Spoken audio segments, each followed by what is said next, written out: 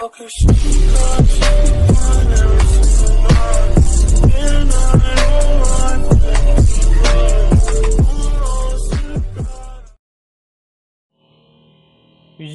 Alright mga ka-English, welcome back ulit dito sa channel ko. Ayan na naman, umuulan na naman ng ingay. So ayun na mga ka-English, welcome back ulit dito sa Rainwang Backyard.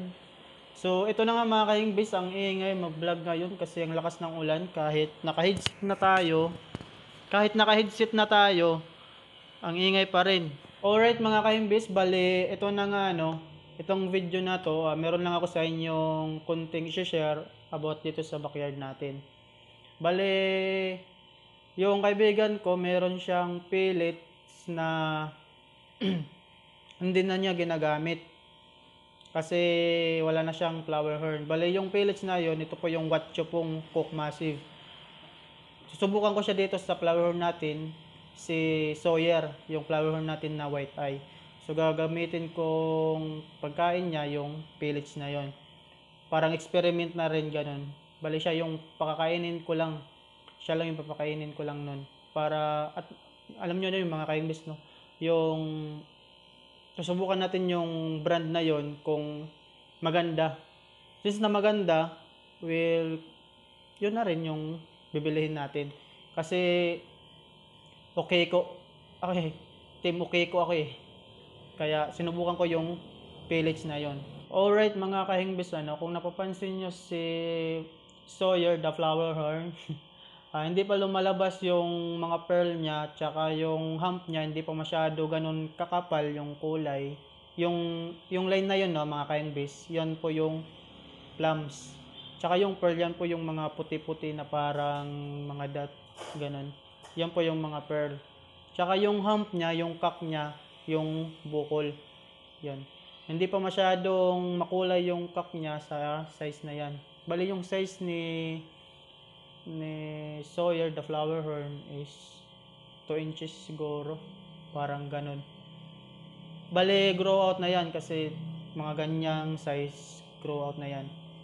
So sana dito sa bago nating pellets, mapalabas natin yung natural niyang kulay.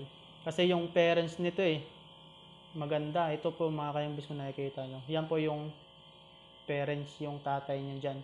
Sana ganun din yung kulay na ipakita sa atin.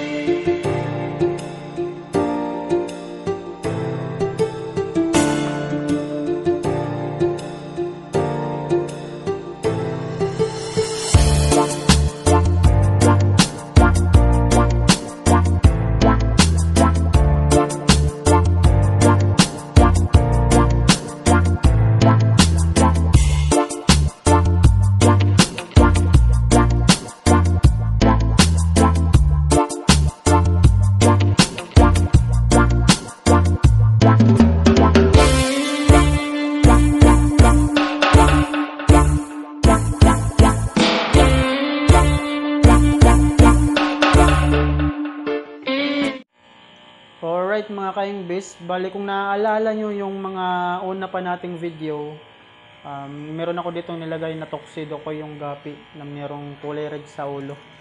Bali kung napapansin nyo, pinalitan ko doon sa kaibigan ko ng Black Moscow. Ayan po mga ka-English, bali pair lang to pero mga breeder size na to. Yung napapansin nyo yung female dyan is may laman na, ibig sabihin may eggs na yan sa tiyan niya yan. Tapos yung male natin, malapad talaga yung buntot. Parang sarin na. So, bali na-cremate ko to ng 20 minutes. Tapos, lalagay na natin. So, ganyan lang yung setup ko ng mga ka-English. Nilagyan ko lang siya ng aquatic plant, yung hornwort. So, ayun. Shout out dun sa mga nabigyan ko ng hornwort ng free na hindi na ako binalikan. So, ito na lang yung natira sa akin ng hornwort. Yung hornwort ko kasi, 3 frigidaire yun. 3 ref yun. Bali, ito na lang yung natira. Sana sa mga nabigyan ko, magparamdam naman kayo. So, meron din filter yan mga ka-English. So, sana dumami to no mga ka-English. Kasi wala lang. Pera na yon pag dumami to. Pero, mga ka-English, ang hirap talaga magparami ng guppies. Lalo na kapag malamig yung panahon. Mga masisilan to. Madaling mamatay. Lalo na isa lang yung heater natin. Tapos ito na mga ka-English. Papakita ko sa inyo yung isda. Yan, ganyan po sila kalalaki, mga 2 inches siguro. Bale yung mataba, ito po yung female. Tapos itong mapayat, ito din yung male. Yan. Parang sirena ng mga ka-English.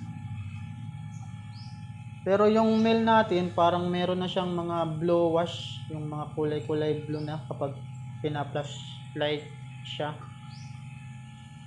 Kapag natututukan ng ilaw, nagbo-blue siya. So hindi na siya ganun ka-black. Siguro sa laki na siguro, hindi na pure black.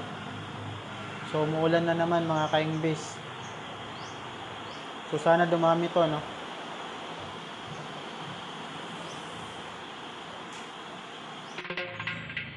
Alright, dito muna tayo mga ka-English. Meron lang ako sa inyong ipapakita. So bali itong 3-layer pan natin, walang mga laman na to. So bininta ko na lahat. So meron lang ako dito sa inyong i-share.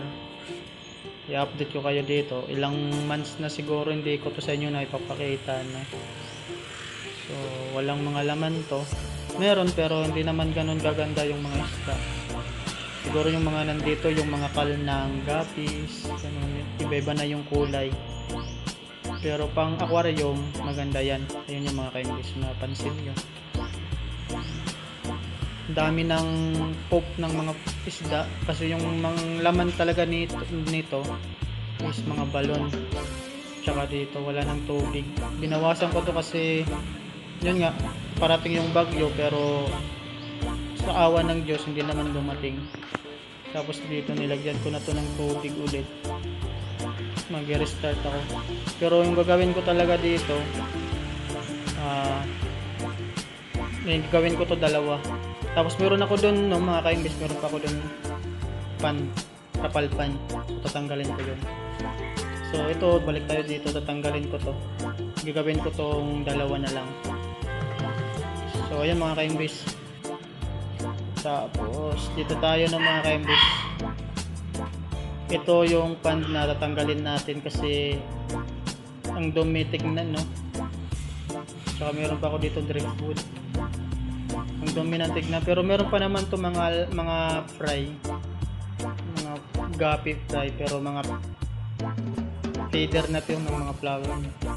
Pinapakain ko to sa mga flower ng mga nandito na mga isda. So, bye-bye. Tapos dito sa likod, meron ako dito ang ipapakita sa inyo. Yung mga halaman. Hindi, joke lang. Pero meron talaga dito mga halaman. Mga halaman ni nanay. Halaman ni nanay. Tada! Bali ito yung unang setup ko ng trapal pan. So, pasilip ko na rin sa inyo. Bali, wala na rin to laman. Dati marami tong goldfish. So, wala na. Wala nang negosyo. Si backyard. So, meron pa rin to mga isda. Ganon rin. Pinapakain ko rin to sa mga flower horn ko. Kasi hindi naman ganon kaganda na. So, bali tatanggalin ko to kasi marumi na tingnan. Baka pagalitan tayo. So, huwag naman yung ulan. Tanggalin ko na to ng mga kasi marumi na. Baka pamahayan pa ng mosquito. Wap. Alright mga ka-English, bale yun lang naman. Puputulin ko na itong video ito. So para dun sa mga hindi pa nakapag-subscribe, wag nyo nang iwan yung video ito na hindi nyo nakiklik yung subscribe, like, comment, share, at i-click yung ating notification bell para ayun no mga kaimbis, para palagi kang updated sa tuwing nag-upload ako ng mga videos. So ayun no mga kaimbis, di ko muna kayo ma-shoutout kasi busy-busy, nagmamadali ako. So ayun mga kaimbis, fish out.